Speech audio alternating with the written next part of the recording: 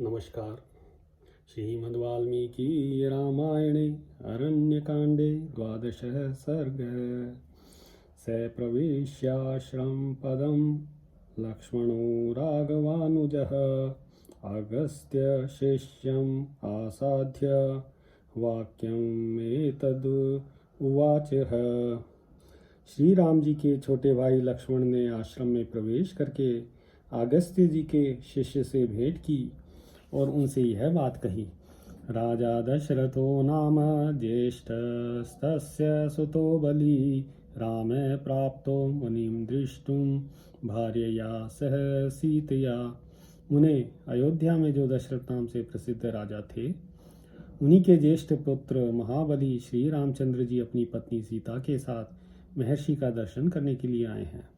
लक्ष्मणो नाम तस्याहं भ्रात्रा त्ववर्जोहितः अनुकूलश्च भक्तश्च यदि ते श्रोतम् आगतः। मैं उनका छोटा भाई, हितैषी और अनुकूल चलने वाला भक्त हूँ। मेरा नाम लक्ष्मण है। संभव है यह नाम कभी आपके कानों में पड़ा हो। ते वयं वनमत्युग्रं प्रविष्टा पितृशासनात् द्रष्टुमिच्छामहे सर्वे भगवन्तं निवेद्यताम्। हम सब लोग पिता की आज्ञा से इस अत्यंत भयंकर वन में आए हैं और भगवान अगस्त्य मुनि का दर्शन करना चाहते हैं। आप उनसे यह समाचार निवेदन कीजिए। तस्य तद्वचनं श्रुत्वा लक्ष्मणस्य तपोधनः तथेत्युक्त्वाग्निशरणं प्रविवेश निवेदितुम्। लक्ष्मण की यह बात सुनकर उन तपोधन ने बहुत अच्छा कहकर महर्षि को समाचार देने के लिए अग्निशाला में प्रवेश किया। स प्रवेश्य मुनिश्रेष्ठं तपसा दुष्प्रदर्शनम् कृताञ्जलिरुवाचेदं रामागमनम् अंजसा यथोक्तं लक्ष्मणेनैव शिष्यो अगस्त्यस्य सम्मतः। अग्निशाला में प्रवेश करके अगस्त्य के उन प्रिय शिष्य ने, जो अपनी तपस्या के प्रभाव से दूसरों के लिए दुर्जयी थे, उन मुनि श्रेष्ठ अगस्त्य के पास जाकर हाथ जोड़ के लक्ष्मण के कथनानुसार उन्हें श्री रामचंद्र जी के आगमन का समाचार शीघ्रतापूर्वक यूँ सुनाया। पुत्रो दशरथस्येमो रामो लक्ष्मण एव च प्रविष्टावाश्रम पदं सीतया सह भार्यया द्रष्टुं भवन्तम् आयातो शुश्रूषार्थम् अरिन्दमो यदत्रानन्तरं तत् त्वमाज्ञापयितुम् अर्हसि। महामुने, राजा दशरथ के दो पुत्र श्री राम और लक्ष्मण आश्रम में पधारे हैं। श्री राम अपनी धर्म पत्नी सीता के साथ आए हैं। वे दोनों शत्रुघ्न वीर आपकी सेवा के उद्देश्य से आपका दर्शन करने के लिए आए हैं। अब इस विषय में जो कुछ कहना या करना हो, इसके लिए आप मुझे आज्ञा दें। ततः शिष्यादुपश्रुत्य प्राप्तं रामं स लक्ष्मणं वैदेहीं च महाभागाम् इदं वचनं ब्रवीत। शिष्य से लक्ष्मण सहित श्री राम और महाभागा विदेह नंदिनी सीता के शुभागमन का समाचार सुनकर महर्षि ने इस प्रकार कहा। दिष्टया रामश्चेरस्याद्य द्रष्टुं मां समुपागतः मनसा काङ्क्षितं यास्य मयाप्यागमनं प्रति गम्यतां सत्रितो रामः स भार्यः स लक्ष्मणः प्रवेश्यतां समीपं मे किमसौ न प्रवेशितः। सौभाग्य की बात है कि आज चिरकाल के बाद श्री रामचंद्र जी स्वयं ही मुझसे मिलने के लिए आ गए। मेरे मन में भी बहुत दिनों से यह अभिलाषा थी कि वे एक बार मेरे आश्रम पर पधारते। जाओ, पत्नी सहित श्री राम और लक्ष्मण को सत्कार पूर्वक आश्रम के भीतर मेरे समीप ले आओ। तुम अब तक उन्हें ले क्यों नहीं आए? एवमुक्तस्तु मुनिना धर्मज्ञेन महात्मना अभिवाद्याब्रवीत् शिष्यस्तथेति नियतांजलिः। धर्मज्ञ महात्मा अगस्त्य मुनि के ऐसा कहने पर शिष्य ने हाथ जोड़कर उन्हें प्रणाम किया और कहा, बहुत अच्छा, अभी ले आता हूँ। तदा निष्क्रम्य संभ्रान्तः शिष्यो लक्ष्मणं ब्रवीत्, को असौ रामो मुनिं द्रष्टुं हेतु प्रविशतु स्वयं। इसके बाद वह शिष्य आश्रम से निकलकर शीघ्रतापूर्वक लक्ष्मण के पास गया और बोला, श्री रामचंद्र जी कौन है? वे स्वयं आश्रम में प्रवेश करें और मुनि का दर्शन करने के लिए चलें।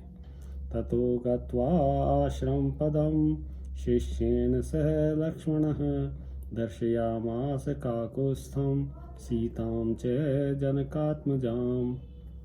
जब लक्ष्मण ने शिष्य के साथ आश्रम के द्वार पर जाकर उसे श्री रामचंद्र जी तथा जनक किशोरी श्री सीता जी का दर्शन कराया।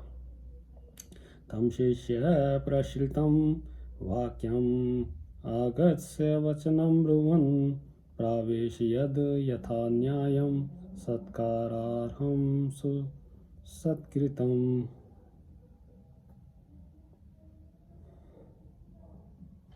शिष्य ने बड़ी विनय के साथ महर्षि अगस्त्य की कही हुई बात वहां दोहराई और जो सत्कार के योग्य थे उन श्री राम का यथोचित रीति से भली भांति सत्कार करके वह उन्हें आश्रम में ले आया। प्रविवेश ततो रामः सीतया सह लक्ष्मणः प्रशांत हरिणा कीर्णम् आश्रमम् यावलोकयन् स तत्र ब्राह्मणं स्थानं तथैव च। उस समय श्री राम ने लक्ष्मण और सीता के साथ आश्रम में प्रवेश किया। वह आश्रम शांत भाव से रहने वाले हिरणों से भरा हुआ था। आश्रम की शोभा देखते हुए उन्होंने वहां ब्रह्मा जी का स्थान और अग्निदेव का स्थान देखा। विष्णु स्थानं महेन्द्रस्य स्थानं चैव विवस्वतः सोमस्थानं भगस्थानं स्थानं कौबेरमेव च धातुर्विधातु स्थानं च वायो स्थानं तथैव च स्थानं च पाशहस्तस्य वरुणस्य महात्मनः स्थानं तथैव गायत्र्या वसूनां स्थानम् एव च स्थानं च नागराजस्य गरुडस्थानम् एव च कार्तिकेयस्य च स्थानं धर्मस्थानं च पश्यति। फिर क्रमशः भगवान विष्णु, महेंद्र, सूर्य, चंद्रमा, भग, कुबेर, धाता, विधाता, वायु, पाशधारी महात्मा, वरुण, गायत्री, वसु, नागराज, अनंत, गरुड़, कार्तिकेय तथा धर्मराज के पृथक पृथक स्थान का निरीक्षण किया।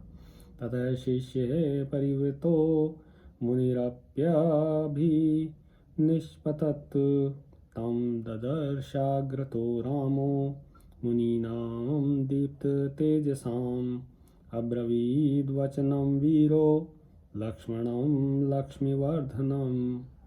इतने में ही मुनिवर अगस्त्य भी शिष्यों से घिरे हुए अग्निशाला से बाहर निकले। वीर श्री राम ने मुनियों के आगे आगे आते हुए उदीप्त तेजस्वी अगस्त्य जी का दर्शन किया और अपनी शोभा का विस्तार करने वाले लक्ष्मण से इस प्रकार कहा, बहिर्लक्ष्मण निष्क्रामत्य अगस्त्यो भगवान ऋषि औदार्येणावगच्छामि निधानं तपसामिमम्। लक्ष्मण मुनि अगस्त्य आश्रम से बाहर निकल रहे हैं। वे तपस्या के निधि हैं। इनके विशिष्ट तेज के आधिक्य से ही मुझे पता चलता है कि ये अगस्त्य जी हैं।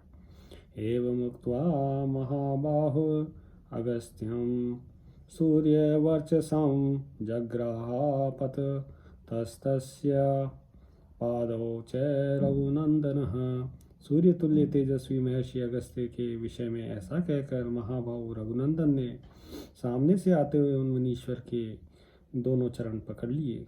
अभिवाद्य तु धर्मात्मा तस्थो राम है कृतांजलि। सीतया सह वैदेय्या तदा रामः स लक्ष्मणः। जिनमें योगियों का मन रमण करता है अथवा जो भक्तों को आनंद प्रदान करने वाले हैं, वे धर्मात्मा श्री राम उस समय विदेह कुमारी सीता और लक्ष्मण के साथ महर्षि के चरणों में प्रणाम करके हाथ जोड़कर खड़े हो गए। प्रतिगृह्य चकाकुस्थं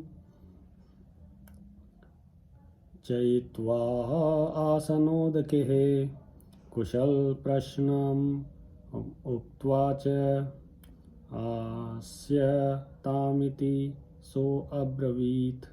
महर्षि ने भगवान श्री राम को हृदय से लगाया और आसन तथा जल पाद्य अर्घ्य आदि देकर उनका आतिथ्य सत्कार किया। फिर कुशल समाचार पूछकर उन्हें बैठने को कहा। अग्निम हुत्वा प्रदायार्घ्यम अतिथीन प्रतिपूज्य च वानप्रस्थेन धर्मेण स तेषां भोजनम ददौ। अगस्त्य जी ने पहले अग्नि में आहुति दी, फिर वानप्रस्थ धर्म के अनुसार आर्घ्य दे अतिथियों का भली भांति पूजन करके उनके लिए भोजन दिया। प्रथमं चोपविश्याथ धर्मज्ञो मुनिपुंगवः उवाच रामम् आसीनं प्राञ्जलिं धर्मकोविदम् अग्निं हुत्वा प्रदायार्घ्यम् अतिथि प्रतिपूजयेत् अन्यथा खलु काकुस्था तपसी समुदाचरन्। दो साक्षी परे लोके स्वानि मांसानि भक्षयेत्। धर्म के ज्ञाता मुनिवर अगस्त्य जी पहले स्वयं बैठे, फिर धर्मज्ञ श्री रामचंद्र जी हाथ छोड़कर आसन पर विराजमान हुए। इसके बाद महर्षि ने उनसे कहा, काकुस्थ, वानप्रस्थ को चाहिए कि वह पहले अग्नि की आहुति दे, तदनंतर अर्घ्य देकर अतिथि का पूजन करे। जो तपस्वी इसके विपरीत आचरण करता है उसे झूठी गवाही देने वाले की भांति परलोक में अपने ही शरीर का मांस खाना पड़ता है।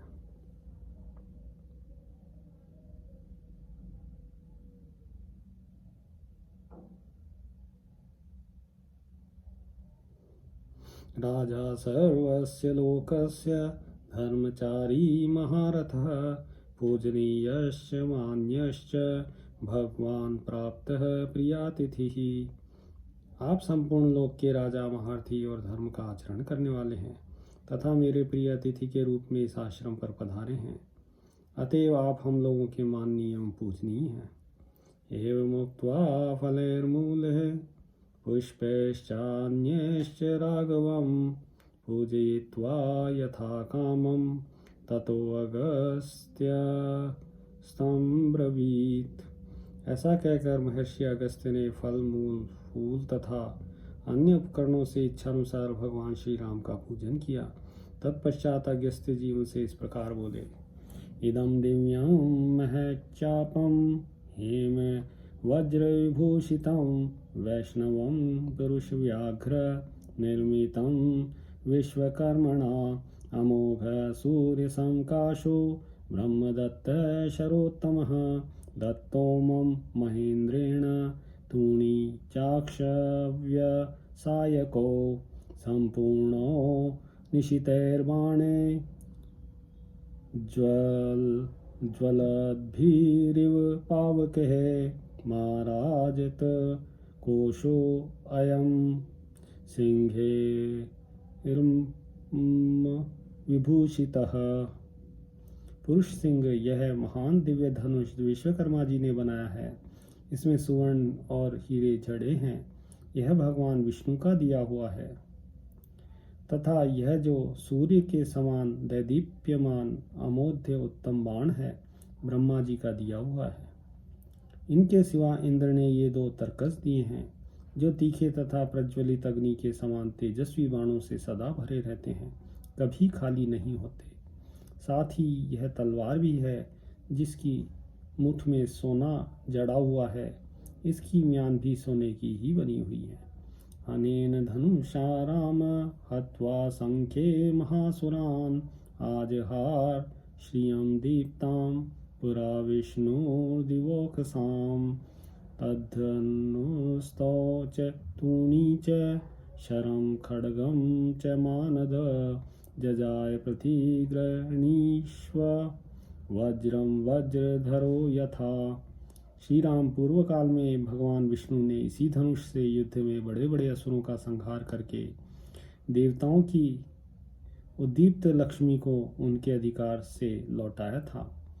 मानद आप यह धनुष, ये दोनों तरकस, ये बाण और यह तलवार विजय पाने के लिए ग्रहण कीजिए, ठीक उसी तरह जैसे वज्रधारी इंद्र वज्र ग्रहण करते हैं। एवं मुक्त्वा महातेजः समस्तं तद्वरायुधं दत्त्वा रामाय भगवान अगस्त्यः पुनरब्रवीत। ऐसा कहकर महान तेजस्वी अगस्त्य ने वे सभी श्रेष्ठ आयुध श्री रामचंद्र भगवान को सौंप दिए। तत्पश्चात वे फिर बोले। इत्यार्षे श्रीमद् रामायणे वाल्मीकीये आदिकाव्ये अरण्यकाण्डे 12 सर्गः। सियावर रामचंद्र पद जय शरणम्।